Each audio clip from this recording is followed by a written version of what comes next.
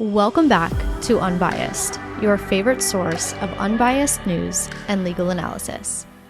Welcome back to Unbiased. Today is Thursday, December 19th, and this is your final daily news rundown of this Unbiased season. And do you know how I know it's been a long year, by the way? Because this is not the end of season 2, like I've been saying all week. This is actually the end of season 3. January will start season 4, which is crazy to think that I've been doing it for as long as I have. But I started the podcast in July 2022. So the 6 months between July and December 2022 was technically season 1. 2023 was season 2. And then this year was season 3. So January 6th will mark the start of season 4. And I have a few really exciting changes coming to the show, which I will share with you as soon as I can. Now, one last thing before we get into today's stories. I asked this of you yesterday, but I figured I would ask one more time before the year is over. If you love Unbiased and you're grateful to have found this show, you feel as if you've learned a lot, and you listen on a podcast platform like Apple Podcasts or Spotify, please, as the season comes to a close, leave my show a 5-star review about why you love it. My ultimate goal with this show is to turn as many people onto unbiased news as possible, and one way that you can all help with that is through reviews and letting other people know why they should tune in. So thank you very, very much in advance. It is very appreciated. And now, without further ado, for the last time this year, let's get into today's stories. Starting with a correction to yesterday's episode, this is not the way I wanted to start the last episode of the year. In fact, probably the last way I wanted to start the episode, but it has to be done because I need to correct an entire story, essentially, which I'm pretty embarrassed to say, but I will always own up to my mistakes. That is the one thing that I can promise you. So yesterday, I knew that Congress had unveiled this stopgap measure that was going to keep the government funded through March if it was passed and avoid a potential shutdown this coming Friday. And I had that story written out in preparation for the episode, but then right before I went to record, I saw a news story posted to X that said, quote, "Congress passes continuing resolution to prevent shutdown, includes pay adjustment," end quote. And I want to be clear that that wasn't a random person's tweet. This was an actual news story on X. And the article said not only did Congress pass the continuing resolution, but that the measure included a pay raise for lawmakers of about 40%. Now, this is where I went wrong, because normal me would have gone and looked at the actual resolution, verified the 40% pay increase before I put it into the episode, triple-checked the story with other outlets, and then updated the story accordingly. But I didn't do that because I was just about to record and I didn't have the time. But I really learned my lesson, because it's better to just not report on a story rather than getting out a story quickly. I should never do that, and I won't do that again, because one, not only did Congress not pass the stopgap measure, but the proposed pay increase wasn't a 40% increase, it was a 3.8% increase. So I'm really, really sorry about that. I hold myself to a higher standard. I know you all hold me to a higher standard, as you should. And quite frankly, a mistake like that just isn't acceptable on this podcast. But now what I want to do is give you an accurate update as to what's going on in Congress. So Congress unveiled that stopgap measure yesterday, which, as I said, was intended to not only keep the government funded through March, but also included a bunch of other things. And we discussed those other things briefly yesterday, but just to name a few, more than $100 billion in disaster aid, $10 billion in economic assistance to farmers, restrictions on U.S. investments in China, an extension of the Homeland Security Act, and much, much more. Keep in mind that continuing resolution has since been scrapped. It's no longer even an option as of last night. But I do still want to address the pay raise provision, because a lot of people were and still are thinking the pay raise was 40%, myself included, but it was never 40%. Under current law, Congress members automatically get an annual pay raise based on the Employment Cost Index, which is a statistic that the Bureau of Labor Statistics publishes. However, Congress has blocked those raises from happening every year since 2009. They essentially freeze their own pay by including specific language in each annual funding bill.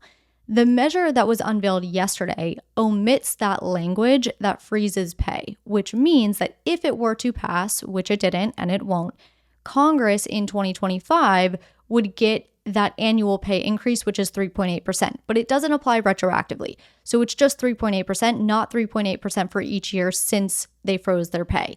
If the raise applied retroactively, that's when that 40% number would make more sense, but that's not the case. So I hope that clears up any misunderstanding there. I do just want to be very clear that the continuing resolution I spoke of yesterday did not pass, has not passed, and won't pass now that it's been scrapped.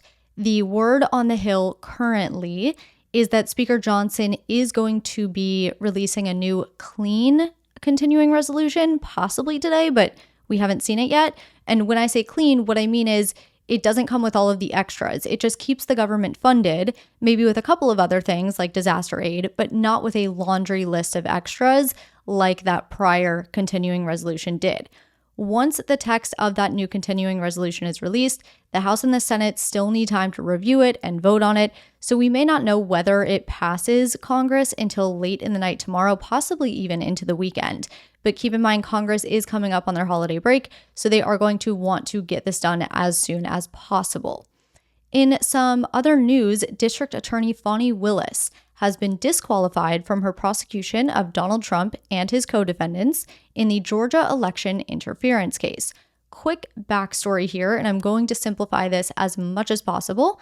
Last year, it came out that the district attorney who was prosecuting the Georgia election interference case against Trump and his multiple co-defendants, her name is Fani Willis, had a romantic relationship with the man that she appointed to be the special prosecutor on the case. His name is Nathan Wade. When this came out, Trump and his co-defendants asked the judge to disqualify Willis from the case due to the appearance of impropriety that the relationship created. In other words, the improper nature of the relationship. Ultimately, the judge agreed with Trump and his co-defendants that the relationship between Willis and Wade did create a significant appearance of impropriety. But instead of disqualifying Willis, the judge said that either Wade or Willis had to step away from the case. They couldn't both remain on the case. So Wade steps down, Willis stays on. Trump and his co-defendants then appeal the ruling because they felt that Willis should have been disqualified given the finding of a significant appearance of impropriety. On appeal, the appellate court was tasked with determining whether the remedy was appropriate given the finding of impropriety. It wasn't up to the appellate court to determine whether the relationship resulted in a significant appearance of impropriety, but rather, given that finding by the trial court, was the remedy appropriate or should Willis have been affirmatively disqualified? And today, the appellate court ruled that given the circumstances of this case, Willis should have been disqualified. The court wrote, quote, "After carefully considering the trial court's findings in its order, we conclude that it erred by failing to disqualify District Attorney Willis and her office. The remedy crafted by the trial court to prevent an ongoing appearance of impropriety did nothing to address the appearance of impropriety that existed at times when District Attorney Willis was exercising her broad pretrial discretion about who to prosecute and what charges to bring. While we recognize that an appearance of impropriety generally is not enough to support disqualification, this is the rare case in which disqualification is mandated and no other remedy will suffice to restore public confidence in the integrity of these proceedings." End quote. What we can expect from here is a new prosecuting team, including a new district attorney and a new special prosecutor, but the indictment will remain, at least for now. It is still up in the air what will happen with all of the cases against Trump now that he's been elected, but for now, the case does still stand and we will see a new prosecution team. Let's take our break here. When we come back, we'll cover a couple of updates in Luigi Mangione's case, some quick hitters, and rumor has it. A couple of Luigi Mangione updates. Number one, he waived his extradition this morning and has been flown from Pennsylvania to New York City to face his charges in New York. Two, he is now facing federal charges on top of the Pennsylvania and New York state charges. Those federal charges include 2 counts of stalking, 1 count of murder through the use of a firearm, and another firearm offense. Now, we did learn a bit from this indictment. So we've learned a lot more about the allegations and the movements of Mangione both before and after the shooting. We've also learned about some of the evidence that they recovered when they arrested Mangione. So the indictment reads, quote, on November 24th, 2024, at approximately 10:11 p.m., the shooter arrived in New York City on an intercity bus at the Port Authority bus terminal in Manhattan. The bus originated in Atlanta, Georgia.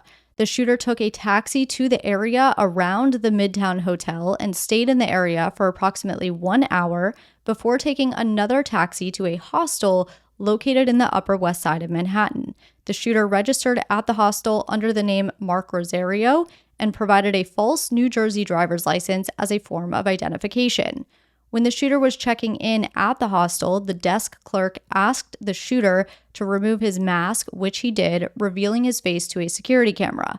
Other than this interaction with the desk clerk, the shooter consistently kept his mask on throughout his time in New York, including while inside the hostel. On December 4th, 2024, at approximately 5:35 a.m., the shooter left the hostel wearing the gray backpack and rode an electric bicycle down Central Park West to a location near the Midtown Hotel. At approximately 5:41 a.m., the shooter walked around the area of the Midtown Hotel and at one point purchased items from a nearby coffee shop. The shooter then returned to a bench in the vicinity of the Midtown Hotel. On at least one occasion prior to the murder, the shooter was depicted using a cell phone.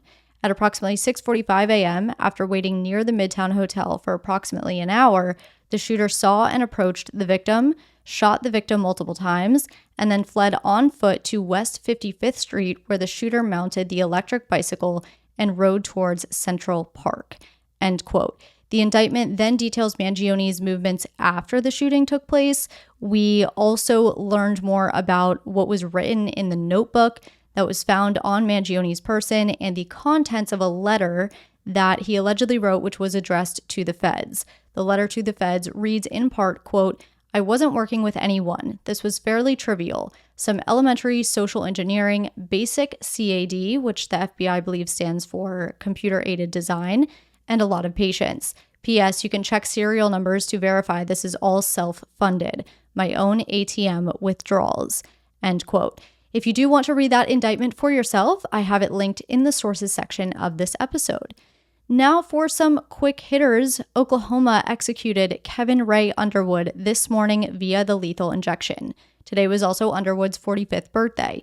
Underwood was sentenced to death in 2006 after he admitted to luring a 10-year-old girl into his apartment, beating her over the head with a cutting board, and then suffocating and sexually assaulting her.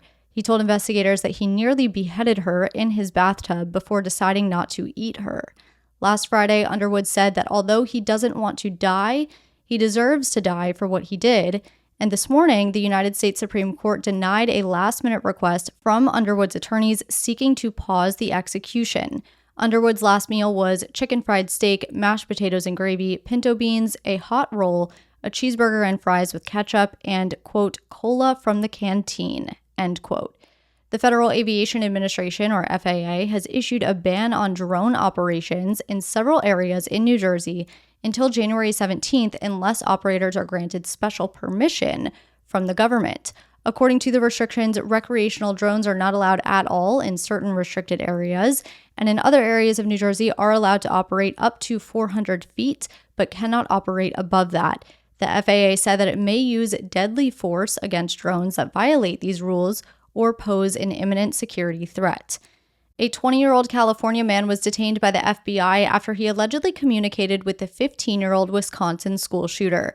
The emergency protective order filed with the court says the man was detained after he was discovered plotting a mass shooting with the Madison, Wisconsin shooter.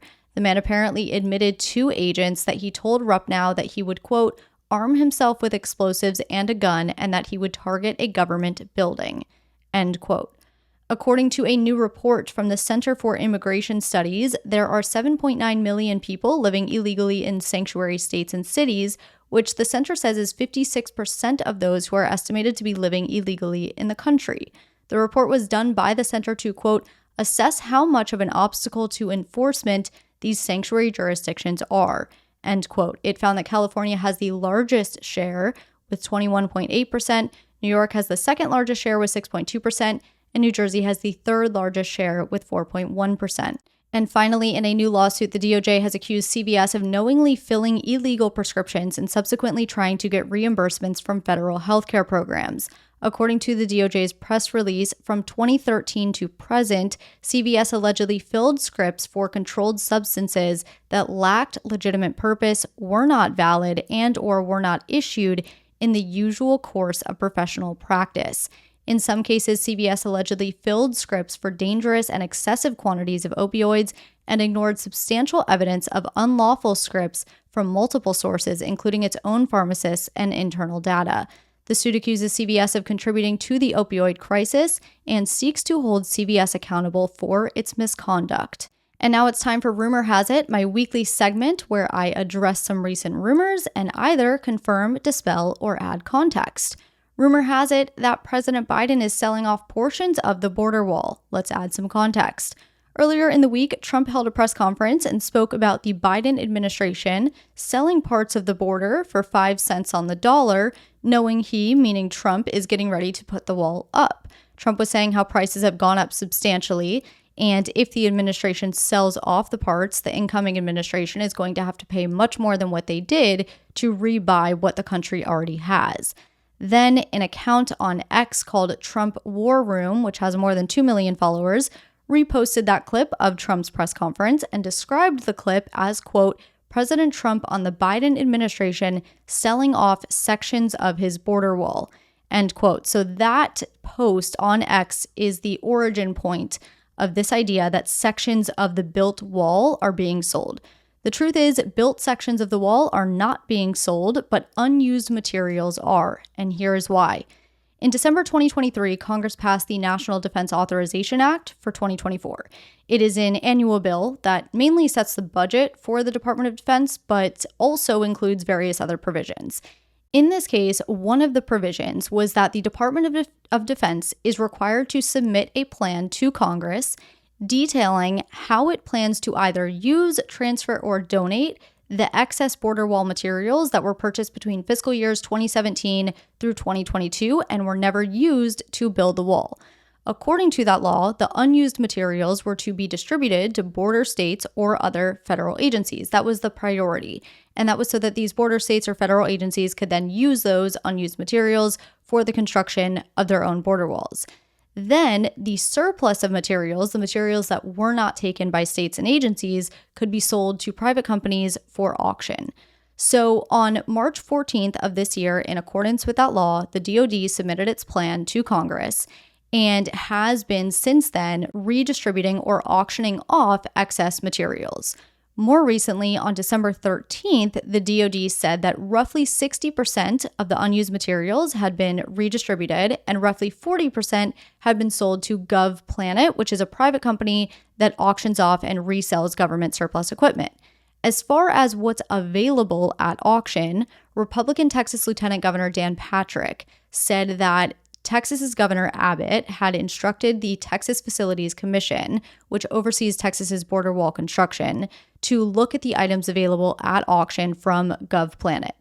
The Texas Facilities Commission then reported that the material they saw was mostly junk, with most panels covered in concrete and rust, and that there were a few panels that might be usable but not worth the cost of shipping from Texas to Arizona. So that's what's going on with that. It's not that sections of the built wall are being sold, but rather that unused materials that were bought between 2017 and 2022 and were not redistributed to states or federal agencies were sold to a private company and are now being auctioned off by that private company in accordance with that National Defense Authorization Act. So now, before we leave each other today, I want to say a big thank you to each and every one of you who tune into Unbiased. Whether you tune in once a week or 4 times a week, it is tough to put my appreciation into words. I simply just could not do what I do without you, and I'm so thankful and grateful for this opportunity and that this is my job.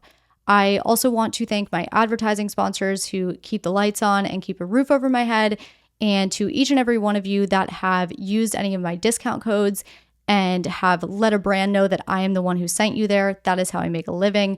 So thank you for that. Thank you to my Patreon members. Thank you to my intern who has brought so much value to this podcast. Thank you to my husband and my family for their continued support, always just so in awe of what I do and how I do what I do, and constantly pushing me to be my best. Thank you to my management team, my agents, and the Forward Network, who saw my potential fairly early on and wholeheartedly believe in my mission and what I've set out to do. I have so much appreciation for all of you, and I cannot wait to share with you everything that's in store for season 4 of Unbiased. Have a very happy holidays, and I will talk to you in the new year.